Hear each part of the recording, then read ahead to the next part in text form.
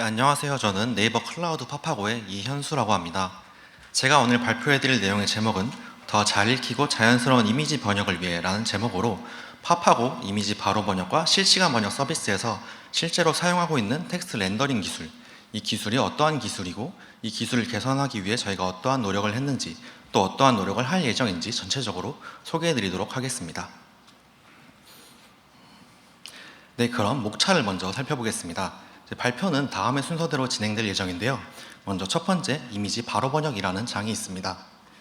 해당 장에서는 파파고의 서비스 이미지 바로 번역과 실시간 번역이 어떠한 서비스인지 먼저 간단하게 보여드리고 그 안에서 사용되는 텍스트 렌더링이 어떠한 기술인지 먼저 설명드리겠습니다.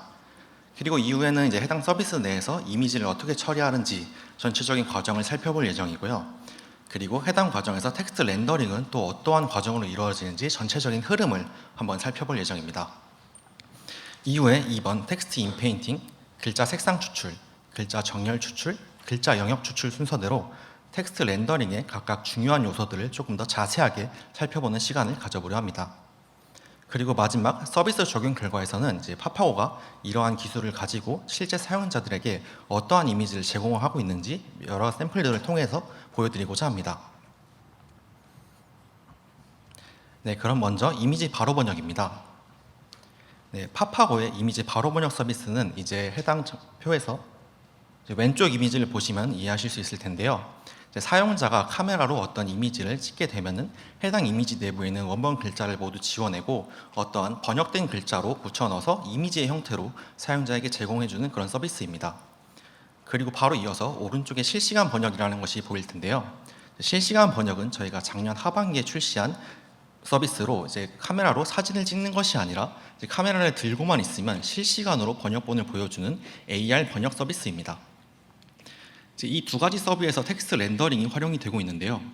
텍스트 렌더링이란 원본 이미지에서 글자를 지워내고 그 부분에 새로운 글자를 써내는 기술을 의미합니다. 네, 방금 소개해드린 두 가지 서비스는 편의성 및 높은 만족도로 매년 사용자가 꾸준히 증가하고 있고요. 이미지 바로 번역 같은 경우에는 출시 대비 거의 3배 가까이 증가하고 있고 실시간 번역도 비슷한 수준으로 사용량이 늘고 있습니다. 네, 해당 서비스에서 이미지를 어떻게 처리하는지 한번 살펴보도록 할 텐데요. 해당 그림은 서비스 내에서 이미지가 처리되는 흐름을 나타낸 그림입니다. 이미지는 다음의 순서대로 처리가 되는데요. 1번 OCR, 2번 HTS, 3번 인페인팅, 4번 렌더링 순서대로 진행이 됩니다. 여기서 1번 OCR이란 이미지 내에 있는 글자를 인식하는 과정을 의미하고요. 2번 HTS 경우 인식된 단어들을 어떠한 번역에 알맞는 문장이나 문단 형태로 묶어주는 기술을 의미합니다.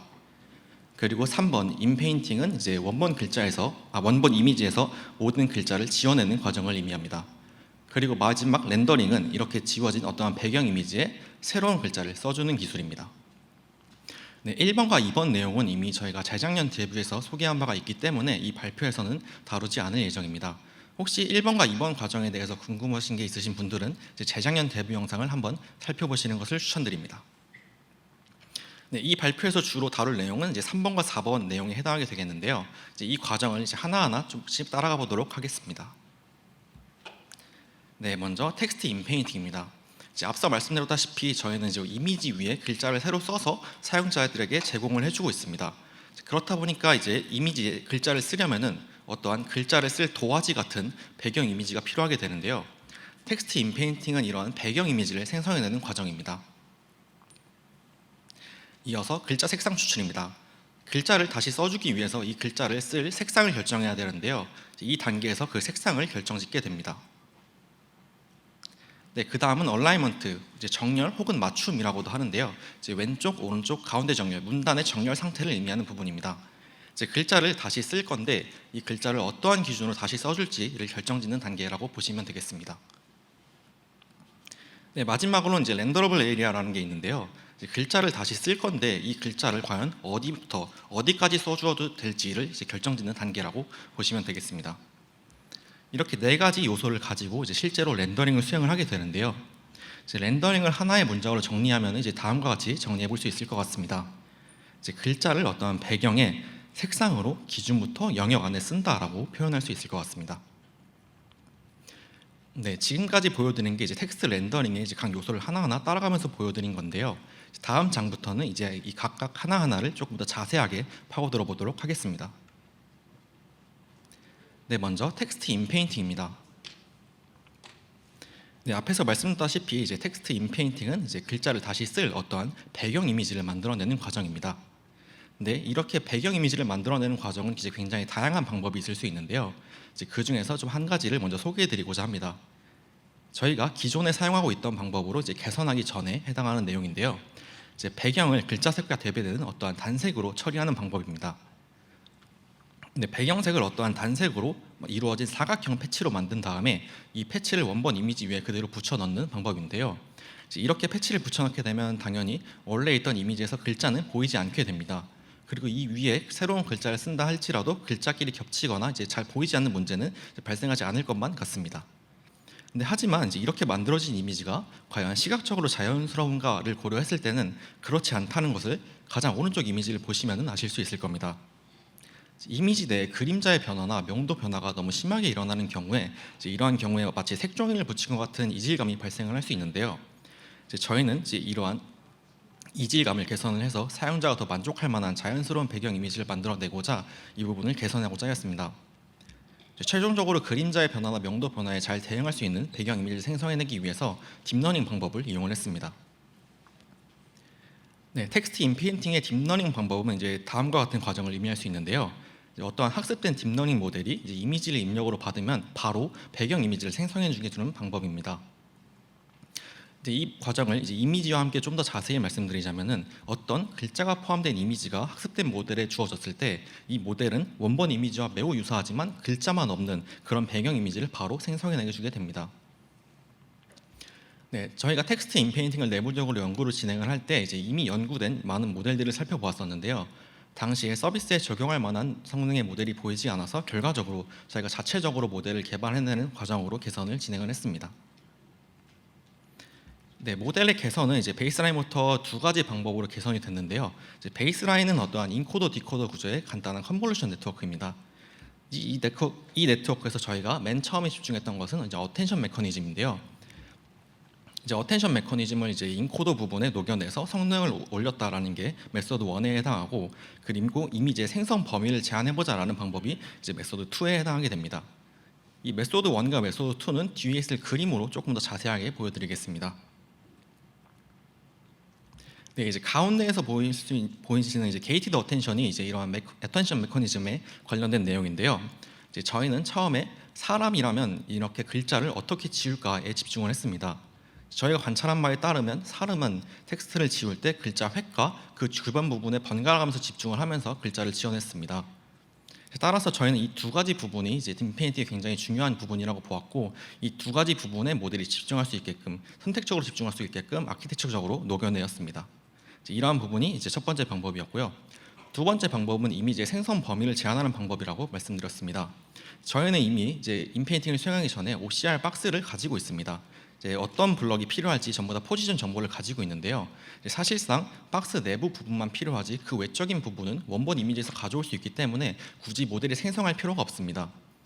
따라서 모델이 필요한 부분만 집중해서 생성할 수 있게끔 함으로써 모델 성능을 좀 개선해보자고 하였고, 최종적으로 이 두 가지 방법으로 통해 모델 성능이 개선되었다는 것을 증명했습니다. 네, 모델은 이제 GAN이라는 기술을 사용해서 구현이 되어 있는데요. GAN이라고 하면은 두 가지 모델이 서로 경쟁적으로 학습을 하는 구조입니다. 네, 오른쪽 아래에 보이시면 이제 디스크리미네이터라는 게 보이실 텐데요. 해당 모델은 이제 인풋 이미지와 어떠한 제너레이터가 생성해낸 이미지 혹은 정답 이미지를 받아서 이게 정답인지 제너레이터가 만들어낸 페이크인지 구분해내는 역할을 합니다. 실제 학습에 있어서는 제너레이터는 디스크리미네이터를 속이기 위해 디스크리미네이터가 구분하지 못할 굉장히 자연스러운 이미지를 만들어내기 위해 학습을 진행을 하고, 디스크리미네이터는 이제 제너레이터 이미지를 더 잘 잡아내기 위해 서로 경쟁적으로 학습을 하는 구조입니다. 이러한 겟 로스 이외에 이제 여러 가지 로스를 같이 사용을 하고 있는데요. 저희는 이미 글자가 지어진 정답 이미지를 가지고 있습니다. 그렇다 보니까 이제 생성된 이미지와 정답 이미지 사이에 어떠한 픽셀 로스를, 에러 로스를 계산해 볼 수 있고요.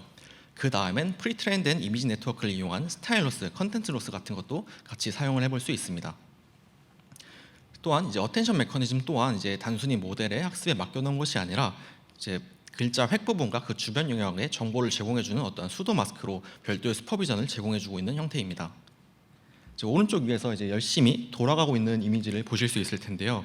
이제 해당 이미지가 각 레이어별로 모델이 어느 부분에 집중하고 있는지 나타내고 있으면서 이제 각 레이어별로 중요한 부분이 달라진다는 것을 보여주고 있습니다. 네, 가장 왼쪽의 두 가지 그림이 이제 실제로 연구 모델들과 비교했을 때 저희의 모델이 정량적으로 성능이 뛰어났다라는 것을 보여주는 표이고요. 이제 해당 모델에 대한 내용은 이제 더 자세히 이 발표에서 다루지는 않을 예정입니다. 이제 해당 모델에 관한 내용은 이미 작년 이제 컴퓨터 비전 탑티어 컨퍼런스 중 하나인 ECCB의 논문으로 출판이 된 내용이라서 혹시 좀 더 자세한 내용이 궁금하신 분들은 논문을 살펴보시면 좋으실 것 같습니다. 해당 모델은 이미 허깅 페이스에 모델이 올라가 있고요. 또 GitHub에도 모델 코드가 공개되어 있기 때문에 한번 살펴보실 수 있을 것 같습니다. 네, 지금까지 어떠한 겐을 활용한 좀 더 자연스러운 배경 이미지를 생성해내는 과정을 한번 살펴보았는데요. 이 과정을 실제 렌더링에 적용을 했을 때 어떠한 결과 이미지가 만들어지는지 한번 같이 살펴보도록 하겠습니다. 네, 한눈에 보시더라도 기존보다 훨씬 더 자연스러운 이미지가 생성되는 것을 보실 수 있습니다. 기존에 존재했던 어떤 색종이를 붙였던 것 같은 이질감도 느껴지지 않는 것을 보실 수 있고요. 이 장의 핵심 내용은 이제 딥러닝 방법을 이용을 해서 기존보다 훨씬 자연스러운 배경 이미지를 생성해낼 수 있게 되었고, 이거를 렌더링에 활용하는 것이 사용자가 더 만족스러워할 만한 그런 이미지를 생성하는 데 도움을 줄 수 있다라는 내용입니다. 네, 다음으로는 이제 글자 색상 추출을 한번 보도록 하겠습니다. 네, 배경 이미지가 준비됐으니까 이제 글자를 그냥 쓰면 될 것 같은데요. 이 글자를 쓸 때 이 글자를 과연 어떤 색상으로 써주어야 사용자가 잘 읽을 수 있고 또 자연스럽게 느낄까에 관한 내용입니다. 네, 저희는 이제 시작하기 전에 원본 이미지 안에는 이제 상품이나 문서 같은 여러 요소들이 존재하는데요. 그 요소들을 만든 제작자 분들께서 이제 타이포그래피나 어떠한 가독성을 이제 신경 써서 만들었을 것이다라는 가정이 있었습니다.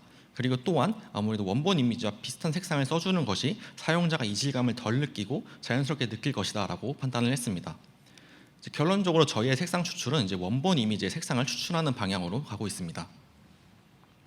네, 이제 그러면 원본 이미지의 색상을 추출하는 좀 간단한 방법부터 한번 시작을 해보겠습니다.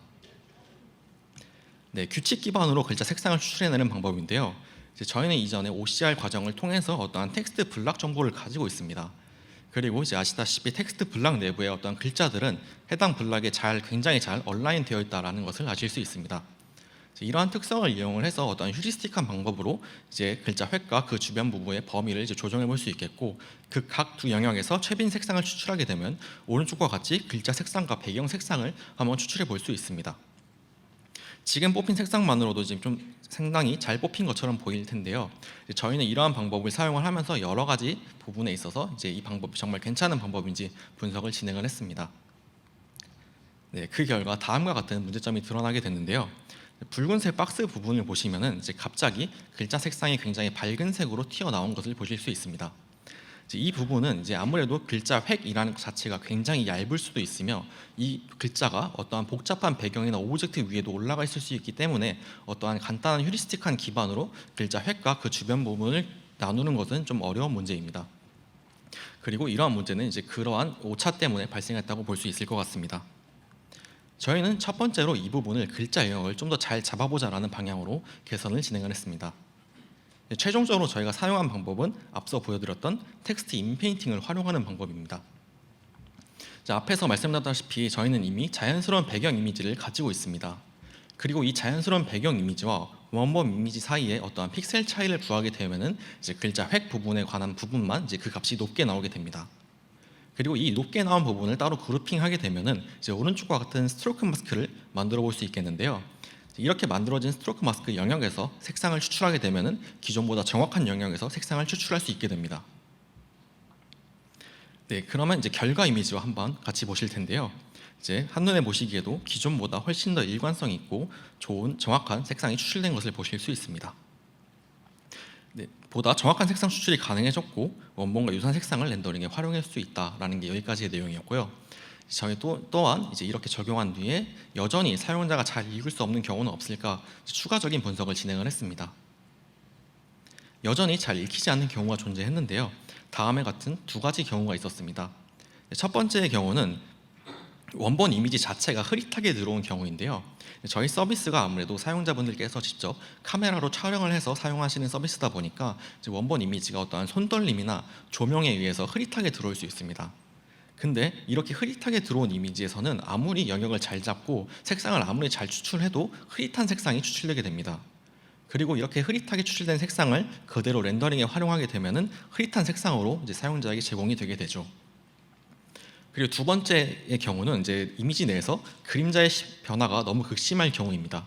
이런 경우에는 그림자가 심한 부분, 어느 한쪽 부분에서 색상이 보이지 않게 되는 경우가 발생을 했는데요. 저희는 이 부분도 추가적으로 개선을 하기 위해서 다양한 방법을 탐색을 해보았습니다. 그 결과 저희는 이제 마지막으로 컨트라스트 레시오라는 것을 사용을 하게 됐는데요. 컨트라스트 레시오라는 것은 이제 배경과 글자 색상의 어떠한 이제 명도 대비라고 생각하시면 이해하시기 편하실 것 같습니다. 저희가 이제 웹 컨텐츠나 이런 걸 만들 때 적어도 글자 색과 배경 색의 대비가 어느 정도는 되어야 좋은 컨텐츠다, 읽기 편한 컨텐츠다라는 그런 기준이 있는데 WCAG 1.4.3 기준 4.5대 1을 만족하다라는 기준이 있습니다. 저희도 동일하게 이러한 기준을 사용을 해서 색상을 추가적으로 개선하고자 하였습니다. 네, 글자 색상을 추가적으로 조정하는 방법은 이제 아래에 있는 흐림도와 같이 이루어지게 되는데요. 첫 번째로 글자 색과 배경색 사이의 명도 대비를 비교하게 됩니다. 그리고 이 비교한 명도 대비가 컨트라스트 레시오 기준을 만족하는가를 검사하게 됩니다. 그리고 만약 만족하지 않는다면은 색상을 어떻게 조절하면 컨트라스트 레시오를 만족할 수 있을까를 계산을 하게 됩니다. 그리고 마지막으로 이렇게 계산된 만큼 색상을 조정을 해내는 것으로 이제 좀 더 좋은 가독성 있는 색상을 만들게 됩니다. 색상을 조절하는 방법에서 조금 더 자세하게 말씀드리자면 글자 색상이 배경 색상보다 이미 밝았다면 더 밝게, 글자 색상이 배경 색상보다 어두웠다면 더 어둡게 만드는 방법으로 이제 개선을 하고 있습니다. 그리고 앞에서 이제 색상 개선을 하기 위해서 이제 기준을 만족하려면 색깔을 어느 정도 변화시켜야 되나 계산을 한다라고 말씀을 드렸는데 이렇게 계산을 하기 위해서는 여러 가지 색상 공간에 대한 이해가 필요했습니다. 저희는 이제 다양한 색상 공간을 분석해 보았고 그 중에서 LAB 색상 공간이 가장 조절하기에 적합하다라는 결과를 냈습니다. 가운데 보이시는 동그란 그림이 이제 LAB 색상 공간을 의미하는데요. LAB 색상 공간에서 L은 화이트랑 블랙 사이에 어떠한 밝기를 나타내고 있습니다. 그리고 A는 레드랑 그린 사이, B는 블루와 옐로 사이의 컬러를 의미하게 됩니다. 그 바로 동그란 모양 오른쪽에 지금 열심히 밝기가 변하고 있는 그림을 보실 수 있을 텐데요. LAB 색상 공간에서 L값만 변화시키는 것만으로 어떠한 색상 손실은 최소화하고 밝기 변화만 주고 있는 걸 보실 수 있습니다. 그리고 바로 밑에는 어떠한 그래프가 보이실 텐데요. 이게 앞서 말씀드렸던 어떤 계산과 관련된 내용입니다. 색상을 어느 정도 계산을 했을 때 변화하는 컨트라스트 레시오 사이의 관계를 그래프화시킨 것인데요. 이제 여러 가지 색상 공간을 봤을 때 LAB 색상 공간이 가장 리니어한 관계를 띠고 있었다는 것을 도출해냈습니다. 따라서 LAB 색상 공간이 가장 조절하기 용이했고 최종적으로 사용하게 되었습니다. 네, 지금까지 컨트라스트 레시오를 통한 추가 가독성 개선에 대해서 한번 살펴봤는데요. 이를 실제 렌더링에 적용을 하게 되면 어떻게 변화하는지 한번 같이 보도록 하겠습니다. 네, 붉은색 점선으로 되어 있는 네모 박스 부분을 보시면 기존에 보이지 않았던 글자가 추가 가독성 개선으로 이제 보일 수 있는 색깔로 렌더링이 되고 있는 것을 보실 수 있습니다.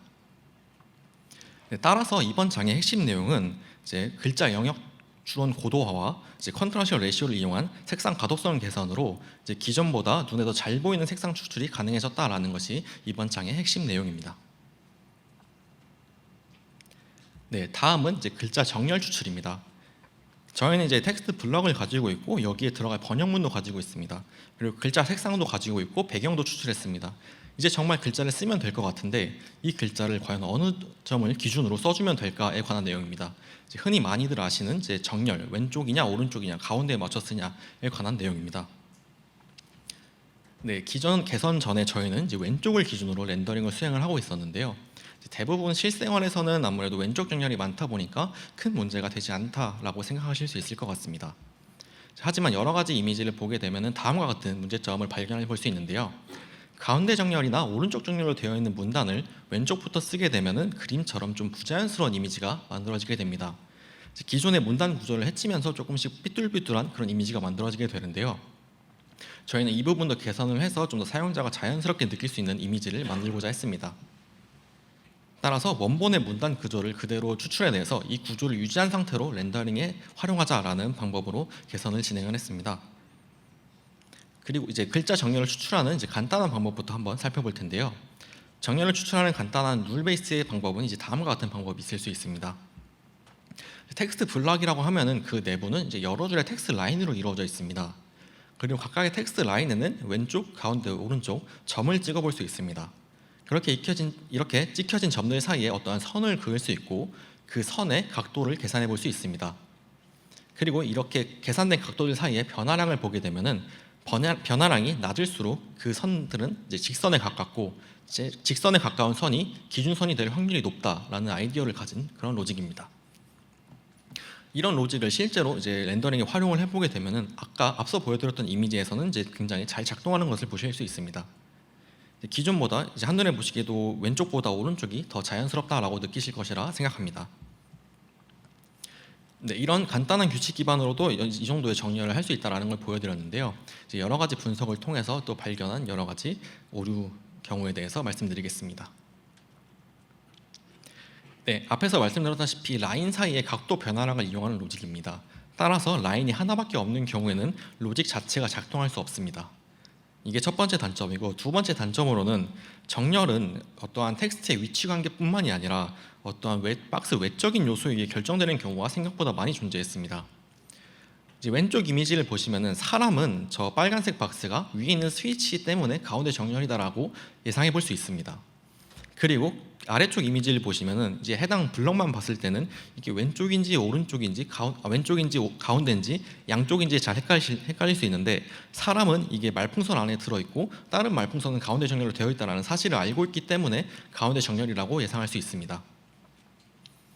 따라서 저희는 최종적으로 정렬 추출을 좀 더 정확하게 하기 위해서는 글자 간의 포지션 관계뿐만이 아니라 이미지 전체적인 비주얼 피처를 고려해야 한다라고 결론 짓게 되었습니다.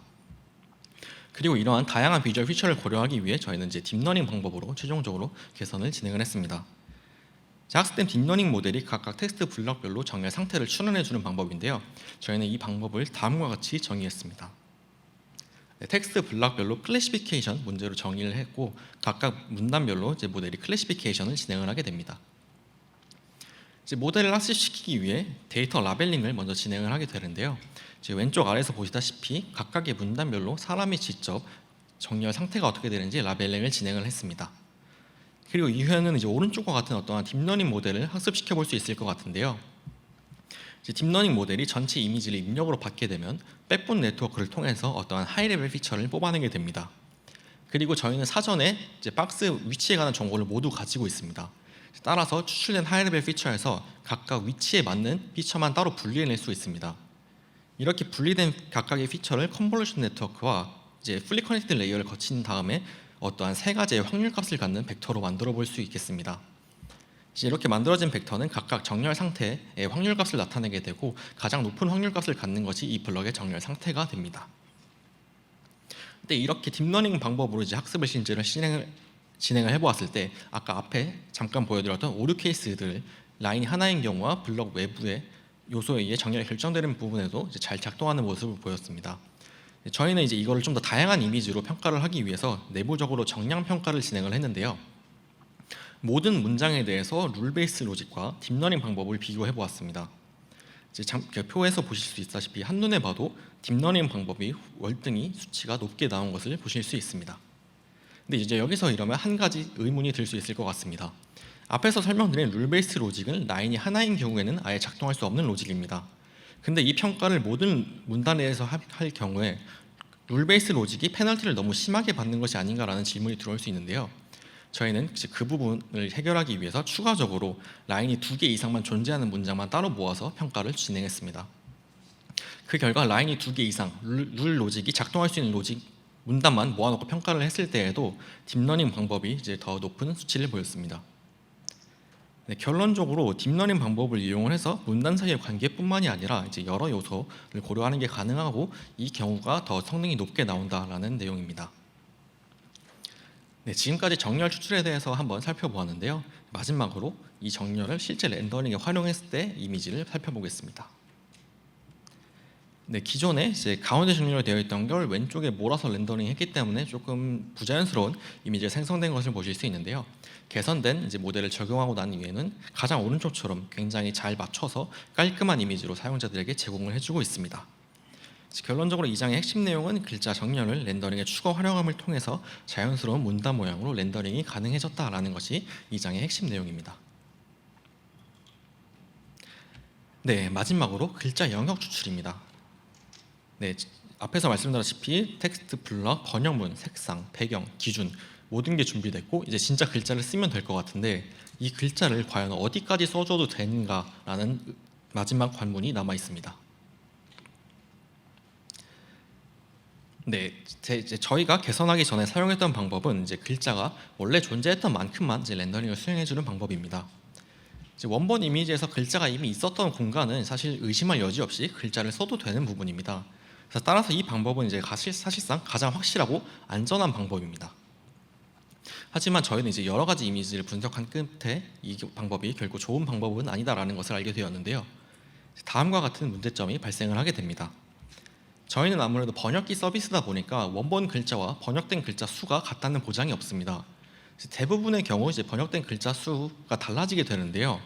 중국어에서 한국어 혹은 한국어에서 영어처럼 글자 수가 늘어나는 번역상으로 번역을 수행을 했을 때 한정된 공간 안에 더 많은 글자 수를 렌더링해야 하는 문제가 발생을 하게 됩니다.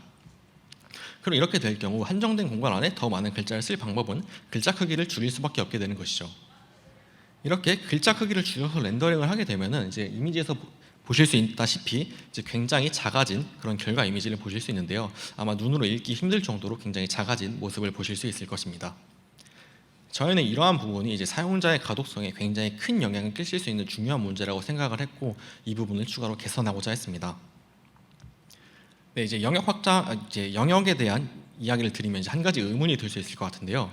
영역 제한 없이 그냥 크기만 맞춰서 렌더링을 해주면 되지 않을까라는 의문이 들 수 있을 것 같습니다. 그거에 대한 해답으로 이제 아래에 이미지를 첨부해 두었는데요. 어떠한 영역에 대한 정보 없이 그냥 무작정 원본 크기로 렌더링을 하게 되면은 글자가 넘어가서는 안 되는 영역에 넘어가고 오히려 배경과 겹쳐져서 글자가 더 안 보이는 현상이 발생하게 됩니다. 네, 결론적으로 저희는 이제 글자가 최대로 존재할 수 있는 영역을 추론하고자 하였고요. 간단한 규칙 기반으로 이제 이러한 영역 추론을 해결해 내고자 했습니다. 하지만 이제 여러 가지 방법을 탐색해본 결과 어떠한 휴리스틱한 방법으로 글자의 최대 영역을 규정짓는 것은 굉장히 어려운 방법이었는데요. 따라서 저희는 직접적으로 글자 영역을 추론하기보다는 이제 다른 방법의 도움을 받는 형태로 이제 개선을 진행을 했습니다. 네, 엣지 디텍션을 이용한 방법인데요. 이제 이미지의 경계선을 검출하는 방법입니다. 이제 왼쪽 이미지에서 경계선을 검출하게 되면 가운데 이제 경계선 선부만 추출된 그런 이미지가 만들어지게 되는데요. 이러한 경계선이 텍스트가 최대로 존재할 수 있는 영역 자체를 이제 알려주진 않지만 적어도 이 경계선을 글자가 넘어가면 안 된다라는 사실을 알려주기 때문에 기준선부터 글자를 쓰기 시작하되 경계선을 넘어가지 않을 정도로만 쓰자라는 로직이 완성되게 됩니다. 그리고 이러한 로직을 실제로 렌더링에 적용을 하게 되면은 다음처럼 기존보다 훨씬 글자가 크고 읽기 편한 이미지가 완성되게 됩니다. 한눈에 보시기에도 가운데보다는 오른쪽 이미지가 훨씬 읽기 편한 걸 보실 수 있을 겁니다.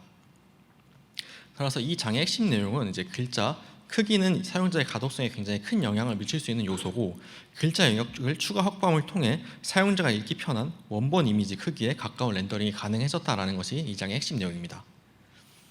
네, 이 장에서는 이제 간단한 휴리스틱 방법만 말씀드렸는데요. 저희는 이 또한 이제 분석을 통해서 여러 가지 단점을 찾아내고 있습니다.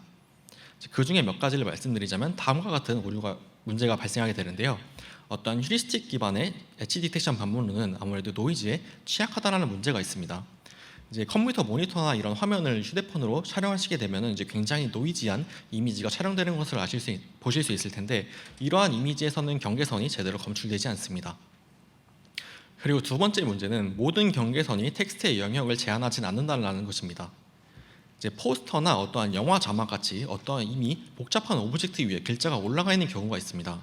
이제 이런 경우에 배경에 있는 그런 경계선들은 이제 텍스트의 영역을 제한하진 않습니다. 따라서 단순한 경계선을 넘어서 어떠한 글자에 특화된 경계선을 뽑거나 혹은 글자에 특화된 영역 자체를 추론할 필요가 있다라고 결론짓게 되었습니다. 그리고 이러한 부분을 모두 고려하기 위해 현재 내부적으로는 딥러닝 방법을 이용한 학습 기반의 영역 추론을 계속 연구하고 있습니다. 네, 지금까지 텍스트 렌더링에 대한 주요 요소들을 이제 하나하나 자세히 살펴보았는데요. 이번 장에서는 파파고가 실제로 이러한 기술들을 이용해서 사용자들에게 어떠한 퀄리티의 이미지를 제공을 하고 있는지 같이 보도록 하겠습니다. 네, 이 이미지는 앞에서도 많이 보셨던 이미지일 겁니다. 보시면은 이제 여러 번역기들보다 훨씬 더 자연스러운 배경 이미지를 생성해 줄 수 있고 글자 색상도 더 정확한 색상으로 렌더링을 하고 있다는 것을 보실 수 있습니다. 두 번째 또한 대부분의 경우 왼쪽으로 정렬을 하고 있는 반면에 저희는 정렬을 개선을 해서 원본의 정렬을 유지해 주기 때문에 훨씬 더 깔끔하게 정렬된 이미지를 사용자들에게 제공해 주고 있습니다. 네, 마지막으로는 이제 한눈에 보시더라도 글자 크기에 관한 내용이구나라는 것을 아실 수 있을 거라고 생각합니다. 이제 다른 것들에 비해서 다른 서비스들에 비해서 훨씬 더 원본 크기에 가까운 글자 크기로 렌더링을 해주고 있어서 가독성이 더 좋은 이미지를 만들어내고 있다는 것을 보실 수 있을 것 같습니다. 네, 마지막으로는 이제 텍스트 렌더링에 어떠한 과제가 남아 있고 저희가 어떠한 부분을 추가적으로 개선할 예정인지 같이 이야기를 나누고 이제 끝내려고 합니다. 텍스트 렌더링에는 다음과 같은 과제들이 남아 있는데요. 첫 번째 과제는 글자를 어떤 모양으로 다시 써주어야 잘 읽히고 자연스러울까에 관한 내용입니다. 이제 폰트에 관련된 내용인데요. 실제로 굉장히 다양한 폰트들이 존재하는데 이러한 폰트들을 번역문에 어떻게 그대로 녹여내서 보여줄 수 있을까에 관한 내용입니다. 그리고 두 번째는 텍스트 블럭 안에서 달라지는 효과를 어떻게 번역문에 적용을 해서 보여줄 수 있을까에 관한 내용인데요. 실제로 몇몇 이미지를 제작하시는 제작자분들께서 몇몇 단어에 강조 효과를 주기 위해 색상의 변화를 준다던가 배경 색상의 변화를 주는 경우가 존재합니다. 이러한 경우를 번역문에 그대로 이어서 보여주고 싶다라는 내용입니다. 근데 이것과 별개로 지금은 이제 텍스트 에디팅이라고 이제 이러한 과정을 한 번에 딥러닝 모델을 통해서 생성해내는 그런 연구 분야가 있는데요. 저희는 내부적으로 그러한 분야에 있어서도 계속 연구를 진행할 계획입니다. 그리고 관련해서 저희가 지금 현재 이미지 번역팀에서 체험형 인턴을 공고하고 있는데 그 해당 체험형 인턴이 이제 그 텍스트 에디팅 생성 모델을 통한 글자 변환과 관련된 주제이기 때문에 관심 있으신 분들은 한번 살펴보시면 좋을 것 같습니다. 네, 마지막으로 전체 발표 내용을 웹업을 통해서 요약하는 것으로 마치려고 합니다. 네, 첫 번째 장에서는 파파고의 이미지 바로 번역 서비스와 실시간 번역 서비스가 어떠한 것인지 설명을 드렸고 텍스트 렌더링이란 이미지의 글자를 쓰는 기술이다라는 것을 보여드렸습니다. 네, 두 번째 장에서는 겐 기반의 텍스트 인페인팅 기술을 통해서 자연스러운 배경 이미지를 생성할 수 있고 이걸 실제로 렌더링에 활용하는 것이 사용자의 만족도를 높일 수 있다는 것을 보여드렸습니다. 그리고 세 번째 장에서는 글자 영역 추론 고도화를 통해서 원본 색상을 보다 정확하게 추출할 수 있게 됐으며 컨트라스트 레시오를 사용을 해서 가독성을 더욱더 개선해 볼 수 있었다라는 것이었고요. 이제 네 번째 장에서는 원본의 정렬을 추출해서 렌더링을 사용을 하는 것으로 통해 문단을 자연스럽게 렌더링할 수 있다라는 것을 보여드렸습니다. 그리고 마지막은 글자 영역은 글자 크기를 결정하는데 중요한 역할을 하며 출출을 통해 더 좋은 가독성을 가진 이미지를 만들어낼 수 있다라는 것을 보여드렸습니다. 네, 발표 내용은 여기까지고요. 이상으로 발표를 마치도록 하겠습니다. 네, 감사합니다.